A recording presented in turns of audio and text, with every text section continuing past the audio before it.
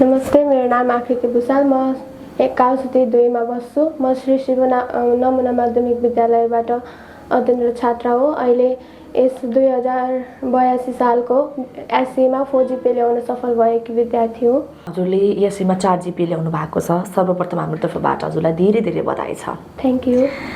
Result आउँदाखेरि, result हेर्दाखेरि अथवा अहिले तपाईलाई कस्तो फिल भइरहेछ 4 GPA लिएर आउँदा? एकदमै खुसी लागिरहेछ। आफ्नो सपना पुरा भएको हो अनि धेरै खुसी लाग्छ। आफूलाई सहयोग गर्ने सबैलाई एकदमै हृदयबाट धन्यवाद गर्न चाहन्छु। अनि अब सपना पुरा भएको जस्तो फिल भएको छ। अब आफ्नो अगाडिको पनि राम्रो हुँदै जाओस् भन्ने चाहन्छु। जस्तो यो 4 GPA ल्याउनको लागि तपाईको अभिभावकको हैन शिक्षकको तपाईप्रति कस्तो भूमिका रह्यो? एकदमै ठुलो भूमिका रहेको थियो। जति मेरो भूमिका थियो त्यति नै मेरो अभिभावक र शिक्षकहरूको भूमिका रहेको थियो। शिक्षकहरूले मलाई हरेक कदममा साथ दिनुभएको थियो। कसरी गर्दा कस्तो हुन्छ त। अब जस्तै अझ मेनली त हाम्रो सोसल नेपालीहरूमा एकदमै गर्नुपर्ने हुन्छ। एससीमा मार्क्स काटिने भनेको त्यसैमा हुन्छ। अब हामीले सोसलहरूको कुरा गर्दाखेरि पनि टेबलहरू बनाएर गर्दाखेरि एकदमै राम्रो हुन्छ भनेर हामीलाई प्रत्येक एक्जामहरूमा सिकाउनुहुन्थ्यो। अनि परिवारहरूको कुरा गर्दा पनि बाबा मम्मीले मलाई सधैँ साथ दिनुभयो। बाबा सधैँ अब स्कुलमा छोड्न आउने जाने गर्नुहुन्थ्यो, सधैँ सहयोग गर्नुहुन्थ्यो। अब एक्जामहरू कहिल्यै नराम्रो भयो भने सन्चो नहुँदा नराम्रो भयो भने हुन्छ नि, सधैँ सहयोग गर्नुहुन्थ्यो। अब तिमीले गर्न सक्छौ, अहिले भयो केही भएन, अब राम्रो गर्नुपर्छ भनेर भन्नुहुन्थ्यो। त्यसैले सधैँ मलाई सहयोग गर्नुहुन्थ्यो। जस्तो यो एक्जामको टाइममा हामी स्टुडेन्टहरू हुन्छ नि एकदम धेरै स्ट्रेसमा हुन्छौँ, प्रेसर पनि हुन्छ। ल यति धेरै मार्क्स ल्याउनुपर्छ भन्ने खालको प्रेसराइज हुन्छ नि, त्यो तपाईँको लाइफमा भयो भएन? अथवा त्यो प्रेसरलाई, त्यो स्ट्रेसलाई चाहिँ एउटा स्टुडेन्टले कसरी म्यानेज गर्नुपर्छ, तपाईँले कसरी म्यानेज गर्नुभयो? अब एससी भनेपछि स्ट्रेस त हुन्छ नै होइन, जसलाई पनि हुन्छ। एससी भनेपछि अब टाइट चेक हुन्छ, कस्तो हुन्छ, कहाँ जान्छ पेपर भन्ने थाहा हुन्न। अहिले त अब हाम्रो यही पेपर चेक भयो, तर हाम्रो विगतदेखि पेपर कहाँ जान्छ भन्ने केही थाहा हुन्थेन। अब हामी पनि त्यसैमा थियौँ। लास्टमा गएर बल्ल अब यतै चेक हुने भनेर थाहा भयो।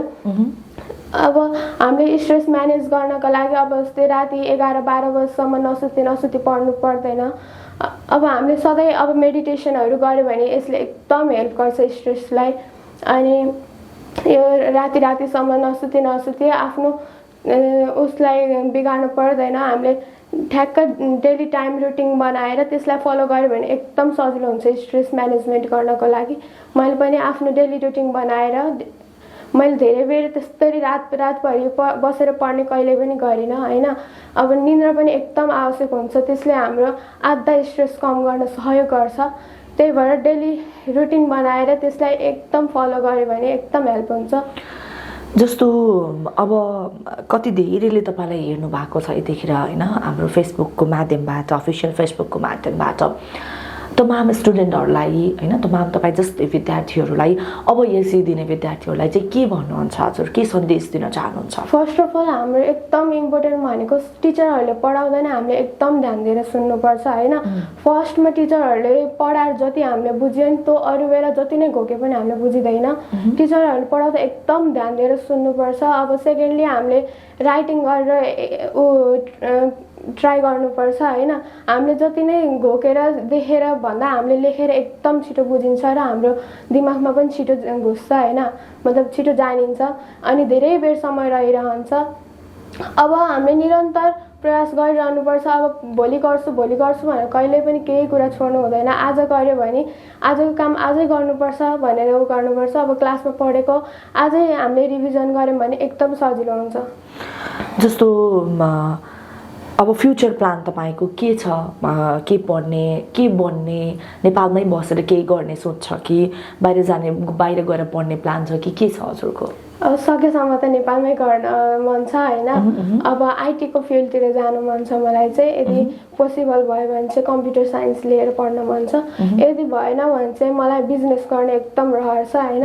आफ्नै त जब गर्नभन्दा एकदम बिजनेस गर्न मलाई एकदम मनपर्छ। अब हाम्रै पनि पसल छ होइन, त्यसैबाट पनि मैले धेरै कुरा जानेकी छु अनि बिजनेस गर्न मन छ। तर फर्स्ट अफ अल भनेको मलाई आइटीको फिल्डमा जाने एकदम मन छ। ओके, अन्त्यमा यो जुन तपाईँलाई सक्सेस प्राप्त भयो, यो सफलता, यो उपलब्धि चाहिँ कसलाई समर्पण गर्न चाहनुहुन्छ? मलाई सधैँ सहयोग गर्ने मेरो टिचरहरू, मेरो सबै सिपमावि परिवारहरूलाई, अहिलेसम्म मैले गर्दै आएको गल्तीलाई सुधार्न सहयोग गर्नुहुने मेरो बाबा मम्मीहरूलाई, मेरो मामाले मलाई एकदम हेल्प गर्नुभयो होइन, हाम्रो म्याथ टिचर हो मामा पनि, अनि अरू सबै टिचरहरूलाई, रिलेटिभ्सहरूलाई जसले मलाई सधैँ मोटिभेट गर्नुभयो, यस्तो गर्न सक्छौ है तिमीले, कहिल्यै पनि हार मान्नु हुँदैन, आफ्नो एससीमा केही हुँदैन, आफ्नो बेस्ट हो, हामीले केही भन्ने छैनौँ भनेर सधैँ मोटिभेट गर्नुभयो। मैले यो सक्सेस उहाँहरूलाई समर्पण गर्न चाहन्छु।